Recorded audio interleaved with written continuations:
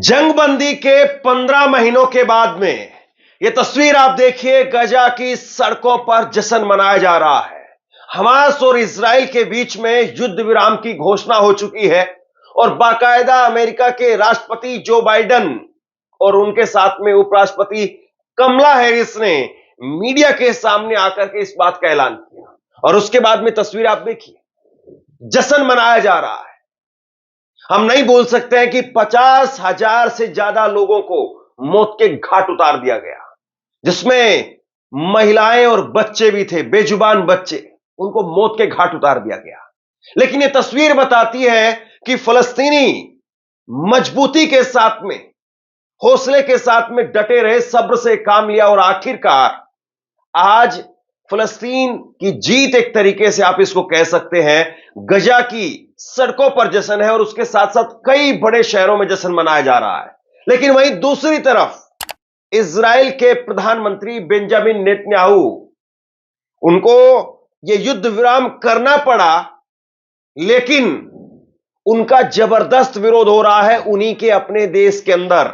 उनके सांसदों ने उनके खिलाफ मोर्चा खोल दिया है, लोग सड़कों पर उतर आए हैं और सड़कों पर उतर करके बेंजामिन नेतन्याहू के खिलाफ नारे भी लग रहे हैं।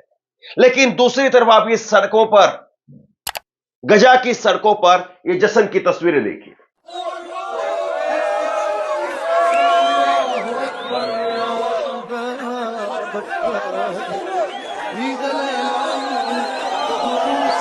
ये जश्न इस बात का एक तरीके से गवाह है कि किस तरीके से फिलिस्तीनियों के हौसले को तोड़ने की कोशिश की गई। गजा में जिस बर्बरता के साथ में, जिस क्रूरता की सारी हदों को पार कर दिया गया, दुनिया भर से लोगों ने फिलिस्तीन के हक में आवाज उठाई और आज उसका नतीजा हमारे सामने है। इसके बाद में एक तस्वीर, एक वीडियो आपको और दिखाना चाहता हूं।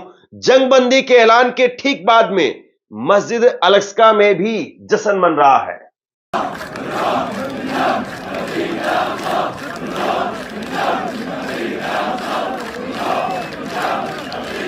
और इसके साथ में एक तस्वीर और देखिए आप, गजा के अंदर युद्ध विराम की घोषणा के, आधिकारिक घोषणा के बाद में जॉर्डन अल बका शरणार्थी कैंप के अंदर जश्न मनाया गया है। वहां पर भी ये तस्वीरें वहां की हैं।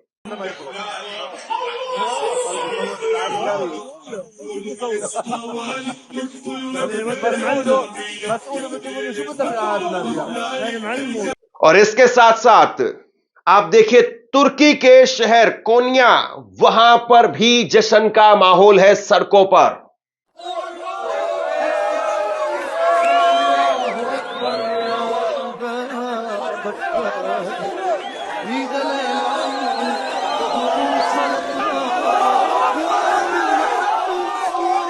यह जश्न इस बात की गवाही है कि लोगों ने उस अत्याचार को, उस अन्याय को, अपने लोगों को खोया।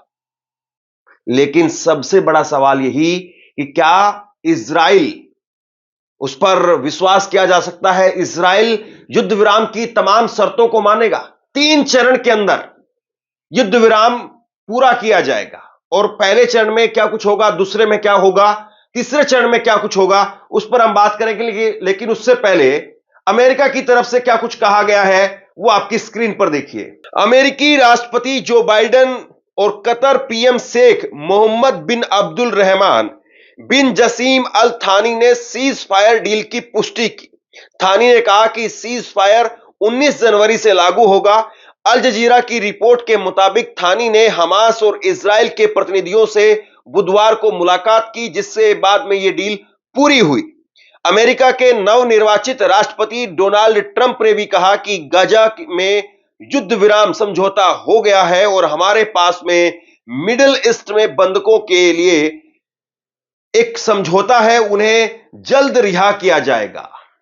देखिए, अमेरिका के अभी वर्तमान में राष्ट्रपति जो बाइडेन और आने वाले 20 जनवरी को शपथ लेने वाले डोनाल्ड ट्रंप, दोनों की तरफ से इस बारे में घोषणा कर दी गई है।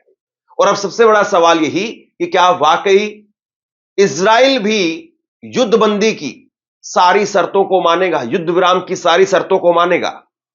जंग की आग में झुलस रहे मिडिल ईस्ट से काफी राहत भरी खबर सामने आई है।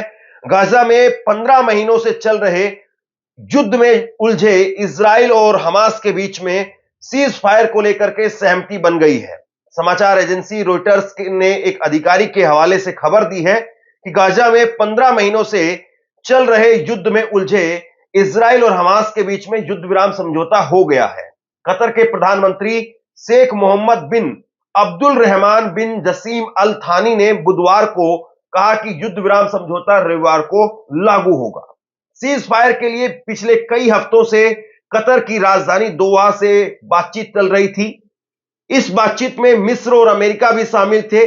डील के मुताबिक हमास अपनी कैद में मौजूद इजरायली बंधकों को रिहा करेगा, बदले में इजराइल भी हमास के लोगों को छोड़ेगा। 15 महीनों से चल रहे युद्ध में 50,000 से ज्यादा बच्चे मारे गए थे, इसमें तमाम बेजुबान बच्चे भी थे। यह युद्ध विराम 3 चरणों में पूरा होगा। सीज फायर के पहले ही दिन रविवार को 3 महिला इजरायली बंधकों को रिहा किया जाएगा। युद्ध विराम शुरू होने के 7वें दिन हमास 4 और इजरायली बंधकों को छोड़ेगा। इस तरह से हमास हर 7 दिन पर इजराइल के 3 बंधकों को रिहा करेगा। सीज फायर के 6ठे हफ्ते में हमास बाकी बचे बंधकों को भी रिहा करेगा। बंदियों की अदला बदली के साथ साथ इजराइल गाजा के आबादी वाले केंद्रों से अपनी सेना को वापस बुला करके गाजा की इजराइल सीमा के अंदर 700 मीटर से दूर क्षेत्रों में नहीं ले जाएगा। इजराइल घायल फिलिस्तीनियों के इलाज के लिए गाजा पट्टी छोड़ने की भी इजाजत देगा। इतना ही नहीं, पहले फेज के दौरान मिस्र के साथ राफा क्रॉसिंग को भी खोल दिया जाएगा। अगर इसको आप आसान भाषा में समझे तो यह कहा जा सकता है कि पहले चरणबद्ध तरीके से दोनों तरफ से बंदियों को छोड़ा जाएगा। और यह अपने आप में एक बड़ी जीत है फिलिस्तीन की, क्योंकि इजराइल ने अपने बंधकों को छुड़ाने के लिए पूरी कोशिश की, हर मुमकिन कोशिश उसकी तरफ से की गई, लेकिन एक भी बंधक को छुड़ा पाने में कामयाब नहीं रहा। और अब फिलिस्तीन यहां से इजरायली बंधकों को छोड़ेगा और दूसरी तरफ से फिलिस्तीन के बंधकों को इजराइल को भी छोड़ना होगा। और तीसरे चरण में आखिरी के अंदर सारे बंधकों को भी छोड़ा जाएगा और जो बंधक मारे गए हैं उनके शवों को भी सौंपना होगा। इजराइल हमास युद्ध विराम समझौते के दूसरे चरण में युद्ध का स्थायी रूप से अंत किया जाएगा। सीज फायर के दूसरे चरण के तहत दोनों ओर से सैन्य ऑपरेशन को स्थायी तौर पर रोक दिया जाएगा। इतना ही नहीं, इसके साथ में गाजा पट्टी से इजरायली फौजों को पूरी तरह से वापस बुला लिया जाएगा। हालांकि अभी कुछ शर्तें हैं जिन पर इजरायली प्रधानमंत्री बेंजामिन नेतन्याहू की कैबिनेट में वोटिंग होना बाकी है।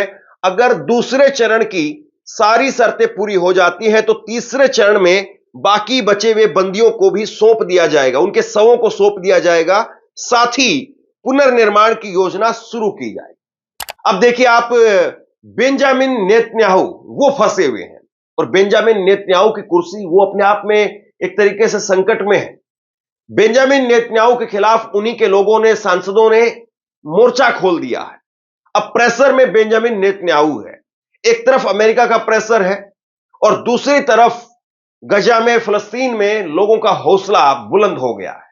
लेकिन यह नहीं भूलना चाहिए कि वहां पर, ये तस्वीरें आप देखिए जरा, किस तरीके से पूरे शहर को मिट्टी का ढेर बना दिया गया है, मलबा ही मलबा है वहां पर। और यह जिस तरीके की तबाही की गई है, दोबारा से इस शहर को खड़ा करने के लिए कई साल लग जाएंगे। और बहुत जरूरी है कि जो सीज फायर अब हुआ है, जो युद्ध विराम अब हुआ है, उसको वाकई सिरे चढ़ाया जाए। लेकिन एक तस्वीर मैं आपको दिखाना चाहता हूं।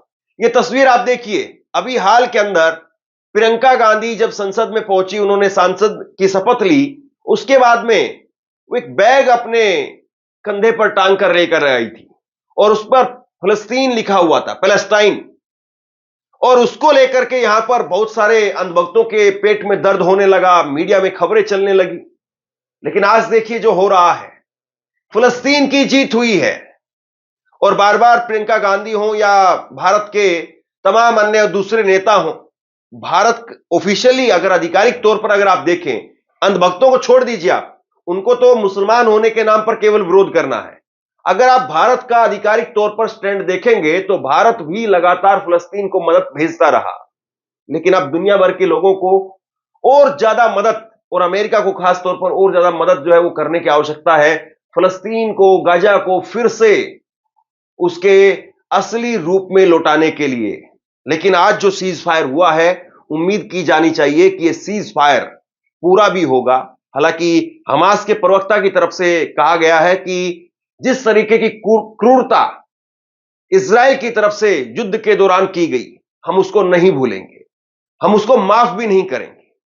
खून के एक एक कतरे का हिसाब लिया जाएगा, आंसू, एक एक आंसू का हिसाब जो लिया जाएगा। अब जब बड़ी बात यही है कि सबसे पहले तो इजराइल की तरफ से जो बमबारी है उसको पूरी तरह से रोका जाए। गजा में, फलस्तीन में जिस तरीके से बमबारी करके अस्पतालों को खास तौर पर जो टारगेट बनाया गया, स्कूलों को टारगेट बनाया गया, मस्जिदों को टारगेट बनाया गया, सबसे पहले उसको रोका जाए।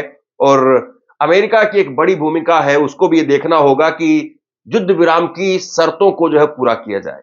बाकी आप लोग बताइए, हमास और इजराइल के युद्धबंदी पर आप क्या सोचते हैं? नीचे कमेंट बॉक्स में अपनी राय लिख करके जरूर बताइए। इस वीडियो को शेयर कीजिए और इसी तरह की तमाम खबरों के लिए ऑनलाइन न्यूज इंडिया को सब्सक्राइब कीजिए। आपका बहुत बहुत धन्यवाद।